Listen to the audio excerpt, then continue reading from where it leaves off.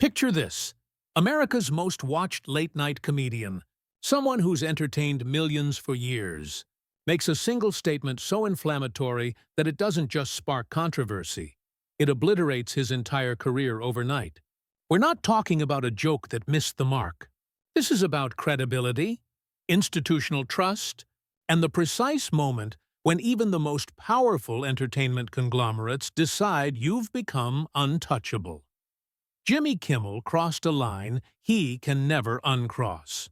What unfolded afterward reveals everything about our current media landscape and the seismic shifts happening right under our noses. America was still reeling from a devastating tragedy when it should have been a time for unity and reflection. The assassination of Charlie Kirk had shocked the nation, creating one of those rare moments where political divisions might have been set aside for collective mourning. Instead, Kimmel saw an opportunity for his monologue. But what he delivered wasn't comedy. It was character assassination wrapped in entertainment. Standing before his studio audience, Kimmel propagated a narrative that was not just misleading, but completely fabricated. He painted Kirk's killer as a member of what he termed the MAGA movement, essentially accusing conservatives of orchestrating the murder of one of their own most prominent advocates. Stop and consider the audacity of that moment. Here was a young man, gunned down for his political convictions, and Kimmel transformed that heartbreak into ammunition against the very community that was grieving his loss. The reality, as subsequent police investigations and judicial proceedings would definitively prove, told a radically different story. The perpetrator wasn't a right-wing extremist. He was a radical progressive with documented hatred for everything Kirk represented. The evidence was overwhelming. Digital communications, social media activity, even inscriptions on the ammunition used in the attack. Every piece of evidence pointed to someone driven by ideological opposition to Kirk's message, someone determined to silence that voice permanently. But Kimmel's assault on decency didn't end there. In what may rank as the most tone-deaf moment in late-night television history, he proceeded to ridicule President Trump's emotional response to Kirk's death, comparing the sitting president's grief to how a child mourns a deceased pet. Think about that. A commander-in-chief expressing authentic sorrow over the assassination of a young American citizen, and Kimmel considered that comedic fodder. Now, I've witnessed plenty of boundary-pushing comedy over the decades. I understand that challenging conventional limits is part of what comedians do. But what Kimmel delivered that evening transcended boundary-pushing. It exploited genuine human tragedy for partisan gain. He weaponized a family's anguish, a community's devastation, transforming it into political ammunition. That's not entertainment. That's something far more sinister. What happened next stunned even seasoned Hollywood veterans. Traditionally, inflammatory comments like these would generate some social media outrage, maybe a few critical articles, and then fade into the news cycle. The entertainment establishment had perfected a formula. Controversial statements create brief storms. Networks issue carefully worded non-apologies, and within days, everyone moves on to the next manufactured controversy. The system had always protected its own, particularly when those controversial positions aligned with Hollywood's prevailing ideological currents. But this time was different, fundamentally different. Within hours of the monologue's broadcast, Brendan Carr, chairman of the Federal Communications Commission, released a public statement that sent tremors through the entertainment industry. You need to understand, the FCC typically stays out of content disputes involving late-night programming. Their focus is usually technical: spectrum management, broadcast infrastructure, regulatory compliance. For them to intervene in a content controversy was virtually unprecedented. Carr's language was unambiguous. He characterized Kimmel's conduct as representing some of the most reprehensible behavior imaginable, and announced that the FCC was examining potential regulatory responses. Crucially, he reminded the industry about something many had forgotten. Broadcast television networks operate under special public interest obligations that cable and streaming services don't face. This wasn't empty regulatory theater.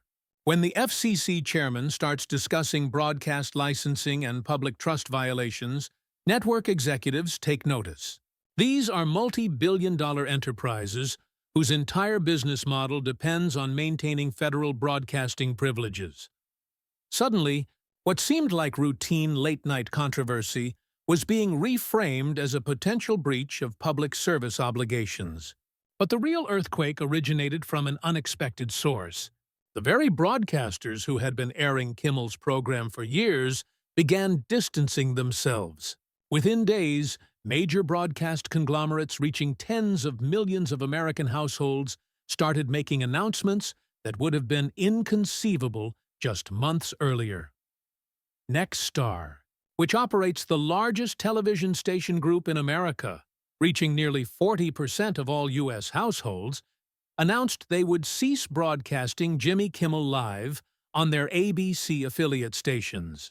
Consider that scale for a moment. With one corporate decision, Kimmel lost access to close to 2/5 of American television households. Then Sinclair Broadcasting followed suit. But they escalated the situation in a way that truly illustrated how dramatically the landscape had shifted. Rather than simply dropping Kimmel's show, they announced plans to fill that time slot with a special tribute honoring Charlie Kirk's life and mission.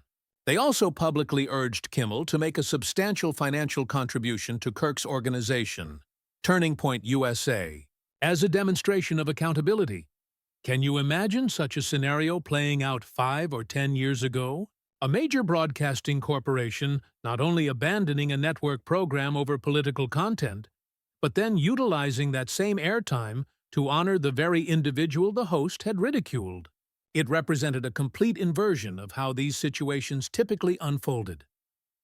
And that's where the story becomes even more fascinating, because the network didn't just pause, they completely severed ties. You have to appreciate what was occurring behind closed doors at ABC and Disney during this period. These aren't conservative institutions by any measure. Disney, ABC's parent company, had been perfectly comfortable with years of anti-Trump programming, politically charged comedy that leaned heavily progressive, and entertainment content that reflected Hollywood's liberal values. They weren't making this decision because they suddenly embraced conservative principles. What happened was far more significant than ideological conversion. Disney executives were reportedly livid, not because of Kimmel's political stance, but because of what his comments represented from a business standpoint. Here was a host who had transformed a national tragedy into a corporate liability for the entire network. Advertisers were expressing concern. Affiliate stations were openly rebelling. Regulatory bodies were asking uncomfortable questions. And all of this turmoil surrounded a program that, frankly, wasn't performing well enough to justify such complications. The decision to suspend the show indefinitely came from Disney's highest corporate levels. This wasn't middle management attempting to avoid controversy. This was a calculated business decision made by executives who recognized that defending Jimmy Kimmel was no longer economically rational. The timing was particularly significant because it sent a clear message throughout Hollywood that the rules of engagement had fundamentally changed. For decades, the entertainment industry had operated under an assumption that political controversy from progressive voices was generally safe territory. Challenging conservative viewpoints, mocking traditional values, targeting Republican politicians, all of that was not only acceptable, it was often celebrated by industry colleagues and entertainment journalists. But the Kimmel situation demonstrated that real consequences now existed for crossing certain lines. When your statements become so inflammatory that they threaten the underlying business model, suddenly the protective umbrella that the entertainment industry had always provided begins to disintegrate. However, this wasn't just about one offensive comment. It connected to something larger that had been building for years. If you really want to understand why Jimmy Kimmel's career collapsed so rapidly, you need to examine the data that was already working against him. The uncomfortable truth that Disney executives had been attempting to ignore was that Kimmel's program had been struggling significantly before this controversy even emerged. By late 2024, Kimmel was barely attracting around 1 million viewers per episode, and that was on successful nights. To put that in perspective, individual YouTube creators working from home studios generate more daily viewership than Kimmel was achieving on a major broadcast network. Meanwhile, over at Fox News, Greg Gutfeld's late-night program was consistently drawing over 3 million viewers, more than triple Kimmel's audience. This wasn't temporary either. Data revealed a steady decline over several years, with Kimmel losing viewers at approximately 10–15% annually. For a production costing millions of dollars and requiring dozens of highly compensated staff members, those numbers represented a serious problem that extended far beyond politics. What made the situation worse for ABC was the demographic composition of the remaining audience. The viewership that persisted was heavily concentrated among older, affluent, liberal demographics that advertisers were increasingly avoiding. Meanwhile, the younger consumers that advertisers desperately wanted to reach were consuming their comedy and commentary from entirely different sources: podcasts, streaming platforms, social media creators who could respond to current events instantly rather than waiting for the next day's television schedule. ABC executives had been quietly seeking an exit strategy for months before the Kirk controversy provided them with the perfect opportunity. Here's where the story becomes really compelling. While Kimmel's ratings were collapsing, conservative-leaning alternatives were experiencing unprecedented growth. Gutfeld's show wasn't just defeating Kimmel. It was experiencing year-over-year increases of 20–30%, while every other late-night program was declining. The audience clearly existed for comedy and commentary, but they were selecting different voices to provide it. This created a fascinating dynamic in the entertainment industry. For years, Hollywood had operated under the assumption that conservative-oriented content represented a niche market with limited appeal. The success of programs like Gutfeld's and the simultaneous failure of traditionally liberal comedy shows was forcing entertainment executives to question fundamental assumptions about what American audiences actually desired. So if ratings were already declining, why did this particular incident trigger complete collapse? The answer reveals a deeper cultural transformation. Jimmy Kimmel's attack on Charlie Kirk's memory wasn't perceived as merely a tasteless joke or poor judgment. It became emblematic of everything millions of Americans felt was problematic with mainstream entertainment. Here was a wealthy comedian, insulated in Hollywood, using his platform to disseminate false information about a tragic event in order to score cheap political points against people who were genuinely mourning. For many viewers, this crystallized feelings they'd harbored for years that late-night television had abandoned entertainment in favor of becoming a weapon in cultural and political warfare.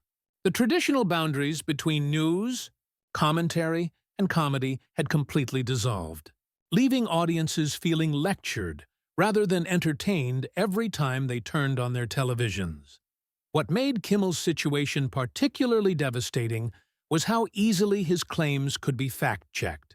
Within hours of his monologue airing, people were sharing police reports, court documents, and verified information that completely contradicted everything he had said.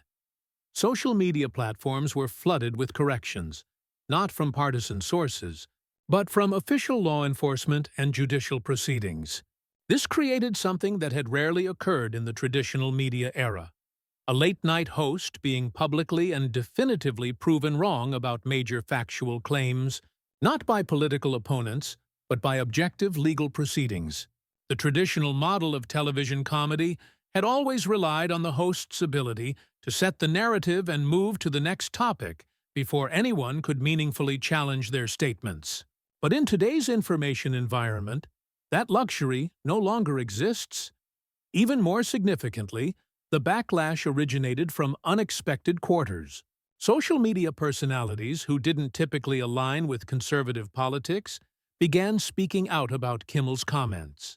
Jeffree Star, a makeup artist and influencer with millions of followers across multiple platforms, used his appearance on Piers Morgan's show to defend Charlie Kirk and criticize the celebration of his death. Here was someone from a completely different demographic and cultural background taking a stand that traditionally would have been considered politically risky. Starr lost approximately 100,000 followers for speaking out, but he also gained hundreds of thousands of new ones who appreciated his willingness to prioritize basic human decency over political tribalism. This pattern repeated across social media, with creators discovering that audiences were hungry for voices willing to reject extreme partisan talking points in favor of more thoughtful perspectives. What happened to Jimmy Kimmel represents something much larger than one comedian's downfall. For the first time in decades, we're witnessing the entertainment industry's cultural monopoly genuinely challenged in ways that create real consequences for major media figures. Consider how this would have unfolded just a few years ago. The entertainment industry had developed sophisticated systems for weathering these storms. Publicists who could manage narratives, friendly entertainment reporters who would provide sympathetic coverage, and audiences who had limited alternatives if they didn't like what was being offered. But that entire ecosystem has been fundamentally disrupted. When Jimmy Kimmel made his comments about Charlie Kirk, he wasn't just facing criticism from traditional media sources or political opponents. He was confronting immediate, sustained pushback from independent creators, podcasters, and social media personalities who could reach audiences directly without going through traditional media gatekeepers.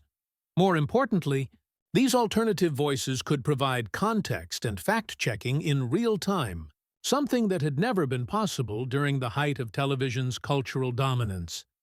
This brings us to a fascinating historical parallel that explains what we're really witnessing.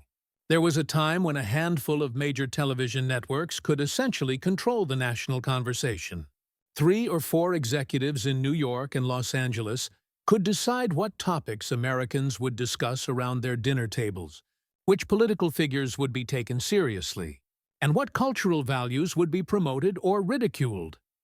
That system worked for decades because alternatives were limited. If you wanted entertainment or news, you had to go through these established gatekeepers.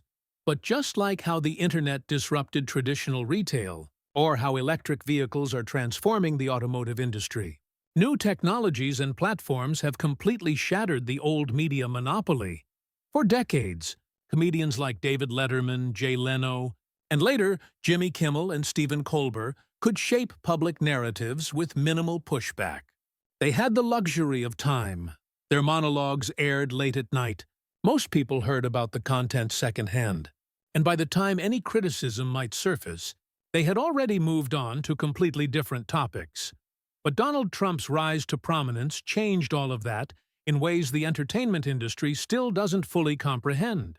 When Trump began directly challenging media narratives on social media, responding to coverage in real time, and encouraging his supporters to question what they were being told by traditional sources, he essentially broke the old rules of how public discourse was supposed to work. The result has been a cascading series of changes throughout the media landscape that most people in the entertainment industry are still trying to process. Major news organizations that had operated with relative impunity for decades suddenly found themselves facing sustained scrutiny and financial pressure. NPR and PBS, which had long been considered untouchable due to their public funding and prestige, saw their federal support eliminated when their political bias became impossible to ignore. Stephen Colbert, who had built his entire late-night career around anti-Trump content, announced his retirement as his relevance declined. Even mainstream news personalities found themselves having to acknowledge biases that had previously gone unexamined. The protective ecosystem that had shielded liberal media figures from meaningful accountability was crumbling from multiple directions simultaneously. And with legacy media weakened, new players stepped in to claim the throne.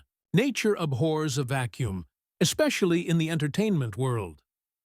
As traditional late-night shows were losing audiences and credibility, alternative voices were experiencing explosive growth that caught almost everyone off guard. Greg Gutfeld's show on Fox News became the perfect example of this shift. Here was a comedian who had been relegated to afternoon cable programming just a few years earlier, suddenly commanding audiences that dwarfed anything the major broadcast networks could generate. His success wasn't accidental. He was providing something that millions of Americans had been craving but couldn't find anywhere else. Gutfeld offered comedy that didn't constantly lecture his audience about their political beliefs or cultural values. He could make fun of politicians from both parties without it feeling like he was reading from a partisan script. Most importantly, he seemed to actually like his audience rather than viewing them as people who needed to be educated or corrected. But the changes went far beyond traditional television. Independent creators on platforms like YouTube and podcast networks began attracting audiences that rivaled and often exceeded anything the major networks could produce. What had made this particularly devastating for someone like Jimmy Kimmel was that these alternative voices weren't just offering different political perspectives. They were often more entertaining, more authentic, and more responsive to what their audiences actually wanted to see. Even more surprising was how this cultural shift began attracting voices from completely unexpected corners of the entertainment world. Jeffree Star's willingness to speak out demonstrated something important about how the cultural landscape has changed. The fact that Star lost followers but gained even more new ones for taking that stand reveals something crucial about where American culture is heading. There's a hunger for voices willing to prioritize basic human decency over political tribalism, even when that means challenging the established narratives of their own industries or communities. The lesson that Hollywood is slowly, sometimes painfully learning, is that the era of consequence, free political grandstanding, is over. For years, entertainment figures could make outrageous statements, spread questionable information, or mock large segments of the American public with minimal risk to their careers or bottom lines. But what happened to Jimmy Kimmel represents the collapse of that protective system. When your statements become so inflammatory that they threaten business relationships, when fact-checkers can immediately contradict your claims with verifiable evidence, and when audiences have readily available alternatives that better serve their needs, suddenly the old rules stop applying. This isn't just about conservative versus liberal politics either. What audiences are rejecting is the assumption that they should tolerate being lectured, misled, or insulted by people who are supposed to be entertaining them. While the political controversy provided the immediate catalyst for Kimmel's downfall, the deeper truth is that he had already become a liability from a purely business perspective. The harsh reality of entertainment is that talent, political positions, and even controversy can all be forgiven if you're generating profits. But when you stop being profitable and start creating problems, even the most powerful networks will eventually cut their losses. This dynamic explains why the industry response was so swift and decisive. In the old days, networks might have weathered significant controversy to protect a profitable show. But when a show is already struggling financially, controversy becomes the final straw rather than a challenge to overcome. What we're witnessing with Jimmy Kimmel's cancellation is really a case study in how quickly established institutions can lose their relevance when they stop serving their audiences. Effectively, the entertainment world operated for generations under certain assumptions that audiences had limited alternatives, that controversial political statements from the left carried minimal risk, and that established media companies could weather almost any storm through institutional support and industry connections. All of those assumptions have proven false in today's environment. What's emerging in their place is something much more responsive to actual audience preferences and much less tolerant of poor performance. regardless of political alignment. The speed with which Jimmy Kimmel went from protected late-night institution to industry liability demonstrates how quickly these changes can accelerate once they reach a tipping point.